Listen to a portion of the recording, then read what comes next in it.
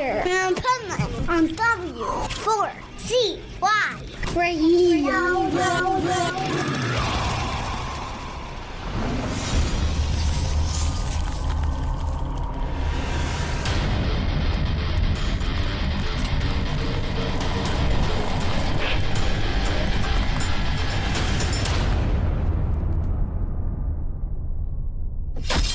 This is the Pipeman here on the Adventures of Pipeman W4CY Radio, and I'm here with the Hogman, Gene Hoglan. Hey, what's happening, everybody? Nice, here at Hellfest. And you picked the right day to come because this is like the coolest day of all 4 days. I heard. I was just speaking with my drum son, Ash Pearson from Revocation, and he's here, and they played a couple of days ago, and he stayed here yesterday. He's like, the concrete was melting. Yeah. You have picked the right day to be here. So it was brutal. I don't even know how bands perform in that, especially a drummer. Right. Well, you know what? That's one thing. I train so well and so hard for this kind of thing is that I'll go on stage tonight and I wear neoprene when I play. I like sweating. I'll wear a long sleeve when I play tonight, and I'll be fine. God, we got a short set tonight for Dethklok. We don't get to play our entire set, so this is a piece of cake set, and I played this exact same stage a couple of times with Dark Angel, with Death to All. Headlined both of those a couple of years ago, and it's a toasty stage, and it's a tent, so there's not a lot of circulation, but I'm into sweating. We're here to play metal. That's sweat, it, right? Hey, man, this ain't about having fans blowing on you and playing in air conditioning. Yeah, the other night, Nicole over here that's taking pics, she'll tell you that I had a smile grin ear to ear, but I was dripping sweat because Exodus played. Right. And I made sure that pit was a lot bigger than it started. Nice.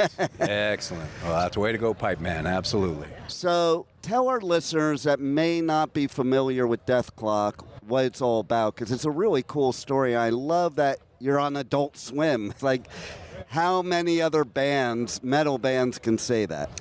That is true. Well, Dethklok was a concept that was put together by the creator, Brendan Small, and it was during his end of his time with his first TV show, which was called Home Movies, which is another animated series. And Brendan, essentially, the way he explained it to me, he was like, I want to do a show where I get to play guitar all the time. And Brendan is a real metalhead, so he pitched this idea. He had his partner, Tommy Block, and him pitched an idea to Adult Swim. They went for it. And so Brendan got to just be a metalhead, bring metal to the masses. There are so many people, especially from 18, 17, 16 years ago, where Dethklok was their absolute gateway band to metal. Wow. That's what Dethklok did for so many people. We get it all the time. Like Brendan and I do a lot of meet and greets, and that's what people say. It's like, Dethklok was the first band I ever heard. And also his early involvement in those Guitar Hero series. We had Thunder Horse from the first season, first album on Guitar Hero. That was a real introduction to the musical side of Dethklok. The show is just such an irreverent, it's about a metal band who is the largest band in the history of the world. They are so large, their economy they have the 7th largest economy in the U.S. I think they're one higher than Belgium or something like that. And they're a band of pretty much arrested adolescents who are just a bunch of kind of idiotic, entitled children who sounds familiar. Yeah, who are just in charge of this entire global phenomenon that is Dethklok. And it's from the TV show Metalocalypse. I'm sure it's streamable all over the world, or if it isn't, there's YouTubes, there's torrent sites you can get it. A lot of the folks here in Europe, we've been playing huge shows. Our tent is going to be packed tonight. It doesn't matter who the headliner is. We played Grass Pop a couple of nights ago, and our monitor man was in touch. He's got a good pal on the Slipknot crew. We went up directly against Slipknot, and he was getting texts like 10 minutes after we got off stage, and he's like, hey, man, Corey's wondering why this influx of people have just entered. It's noticeable how many folks are coming over to catch Slipknot. Did you guys just finish? And Uncle Timmy, our monitor guy, was like, yeah, we just finished. That's what you're getting. And nice. You got the guys from Slipknot noticing that, wow, that's major amount of folks coming over. So that kind of thing. So it's a blast to play. It's such fun. It's a comedy. And our set is so brutal, so intense, so comedic that if you do not have a fantastic time seeing Dethklok, I don't know what's wrong with you. Right? You have such a great time. Everybody comes out having the best time ever. Big smiles, everybody's sweaty, everybody's got their metal fixed because it is intense. And we are not lit up on stage. The band, it's kind of like Mystery Science. Yeah. We're kind of like that live. We are in the shadows. Brendan likes to refer to us as kind of like the orchestra pit band. And we want you paying attention to that big giant screen behind us. And it's massive, and it is just such an assault on the senses that at the end, you're just like, you've been brutalized and pummeled by Dethklok, definitely so. It's a great time all around, absolutely. And I've talked to him before. What made him approach you besides being like probably the busiest drummer in metal? He's a bit of fan. And, he was talking with the guys from Century Media, and he was approaching them for like, hey, man, who can I get? You think I could get Gene kind of thing, I think. And they put us together. He got my number from somebody at Century Media because that's who Strapping was with at the time.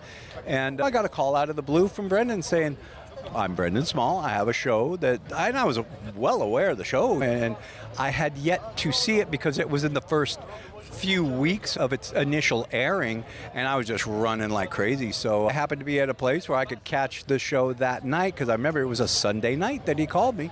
We were watching football, me and my buddy.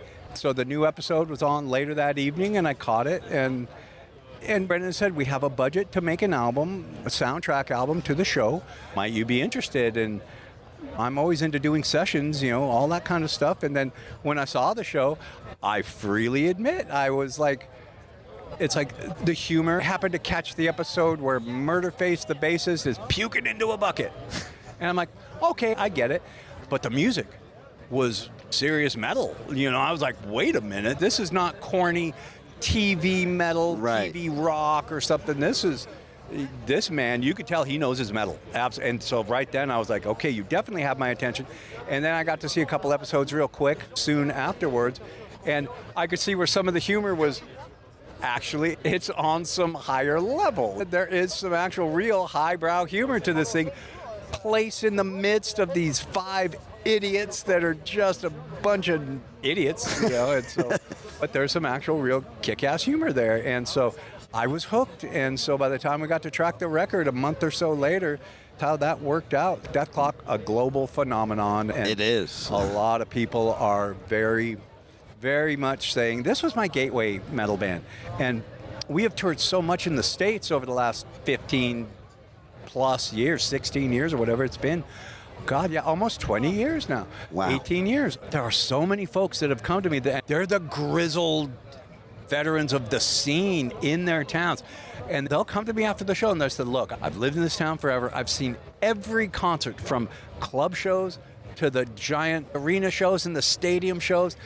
This was the best concert I've ever been to, the best concert. And I've heard that for almost 20 years now. I love it. So it's great. It's a fantastic night. So everybody that's fortunate enough to be here, us especially, I was really going to enjoy tonight, absolutely, here at Hellfest. And I'll tell you how epic it is that yesterday I was doing an interview with the band Sick, who played here yesterday. Right. And they were like, I was asking, are you going to be here tomorrow? So you could, and I actually said, are you going to see Dethklok? And he's like, oh my God, I can't believe I have to leave. Right. And they were like, oh my God, I would, Gene, and da-da-da-da-da. Oh, and he was fun. just fanboying out. Oh, that's And like, oh, I would love to be here for that. You're so lucky. I'm so jealous of you. excellent. Well, that's very cool, man. And I'm going to show you something that we're in person, because I showed it to you on the video, but it's one thing in person. And see if you looky recognize there. Holy anything moly, there. Look at that battle jacket. What a great one. That's awesome, man. Let's get a picture of that, man. Me talking about it right there. Looky there. And this has got to be pushing 40 years old, I would say, you know. Like 81 is when I first got it and started amazing. doing all that Yeah, stuff. man, that's awesome. That's very cool, Pipeman. We dig that. That's awesome. That looks great. Got some GBH on there. Got some, the old school Megadeth. That's her 85 logo. I see Yep. that. Yeah, this is definitely old school. We got the old And school you can Venom see a little patch. pit action there and blood on there. Oh, yeah, absolutely. Boy, that is an ancient metallic action DRI. You got hardcore black. Yeah, that's killer. That's great. That look a Merciful Fate. You get English Dogs. Love them. Right. That Metamorphosis record. That was a game changer in the hardcore scene. Totally. Love Totally. English Dogs.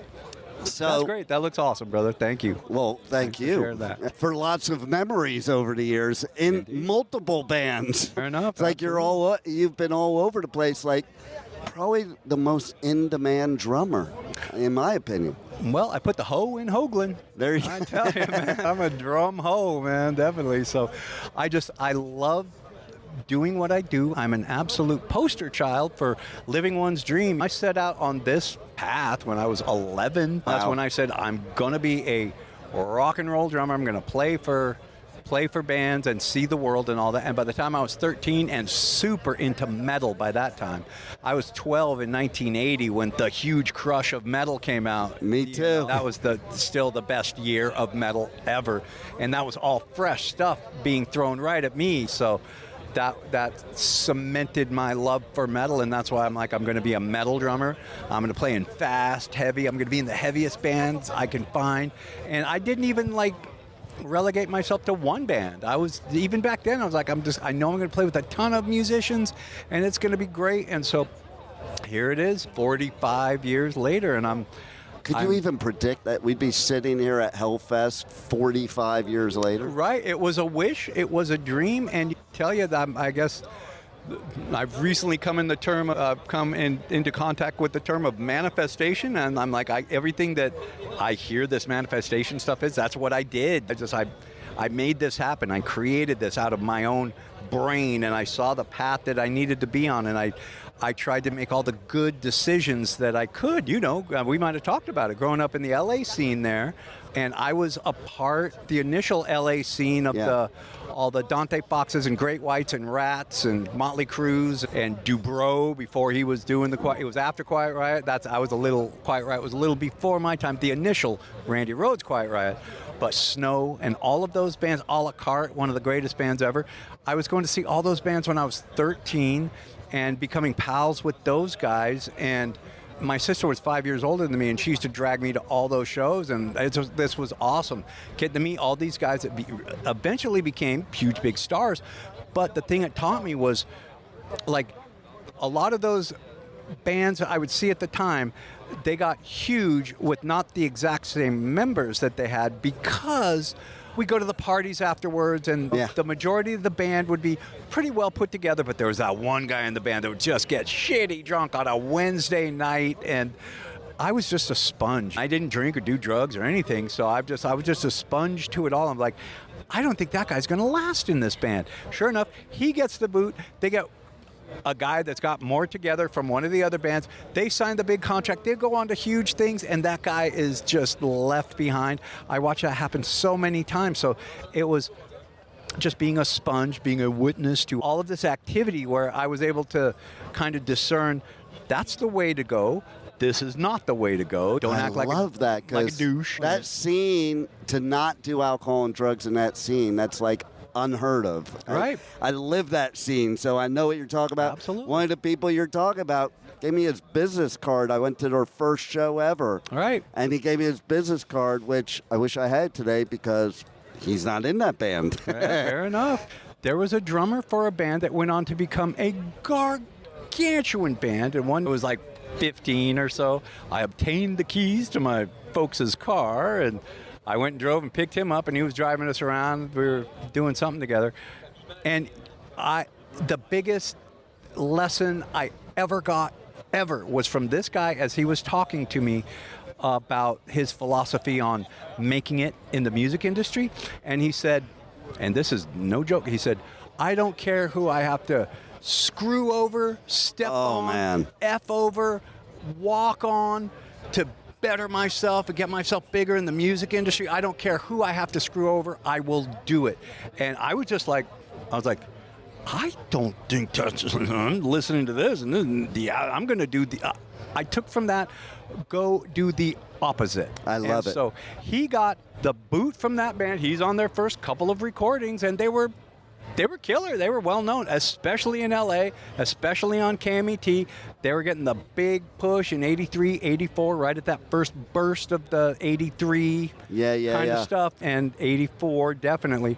And that was the biggest lesson I ever got. It's like, whatever he just said, do the opposite, and that's going to work well for you. And so I've always tried to help other people. I always, like, if I got friends in a band, like, hey, man, your band's pretty cool. Let me introduce you to my record label, or I know a guy over here that might be able to help you guys out, or I know a drummer that you guys could probably use, all that kind of stuff. To try to help people. Don't screw people over, but that was a huge lesson to me. That's why you're here 45 years later, right there, because that's the only way to be. Right. And it's like, a few years ago, I told a friend of mine from way back then, I'm like, you had the most brilliant marketing plan ever. And he goes, I was just a record store clerk at Oz Records, man. I wasn't planning anything. And you know who I'm talking about, Brian Slagle. Right. Like, Absolutely. I went in there and he used to go, check this band out. Absolutely. Go to this show. And, like, that led me to going, like, Slayer's first show, Metallica's first show. Right. I wouldn't have known anything without him. It was like we used to go in there to get our albums. So you go, here, listen to this. I remember Venom, Welcome to Hell. He handed it to me. I'm like,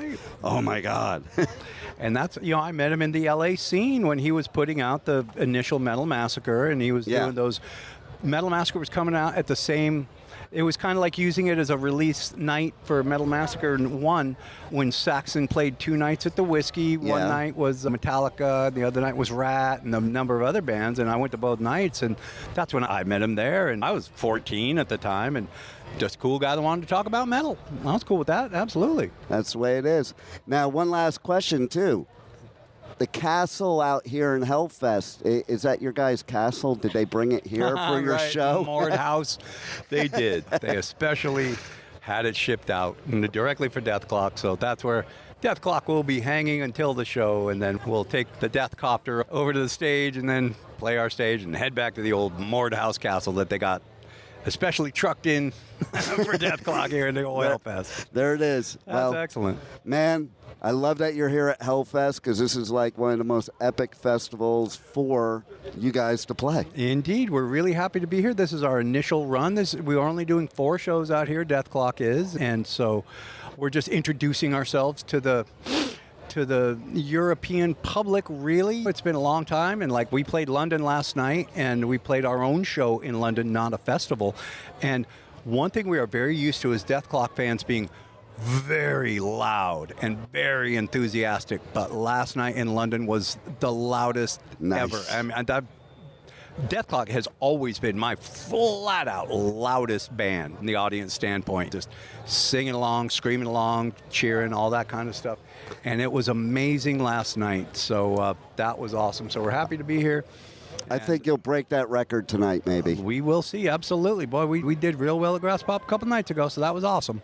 Well, thanks for being here at Hellfest, and thanks for being on the Adventures of Pipeman. Thank you, Pipeman. I appreciate it, and definitely check out that new Dark Angel album, Extinction Level Event. It's coming to you by fall, and got a couple singles out right now.